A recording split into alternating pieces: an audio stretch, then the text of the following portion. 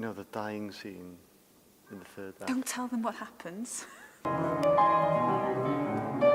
One of the main challenges for me in adapting such a well-known play in the Welsh theatric canon, A Tour, by Gwenlyn Parry, was to try and remain truthful to his vision and his characters, whilst at the same time contributing something new and groundbreaking to the piece, which is where you come on board, because of course the music has to speak some of the feelings and emotions and themes that are otherwise uttered by the characters.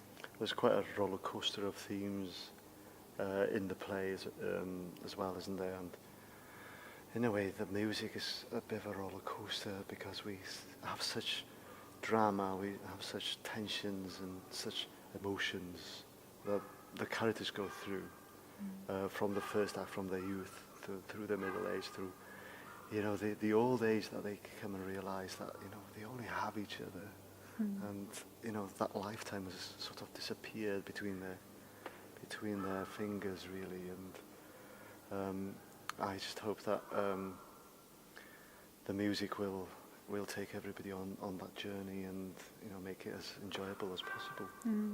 Although it isn't an enjoyable experience in the sense that there are some very dark parts and some quite difficult subject matter, but there's also I think humour. The dying scene in the third act. Don't tell them what happens. Nobody knows. Nobody knows. But the dying scene was the easiest in a way to compose. But the second act was the most difficult because it's slightly darker.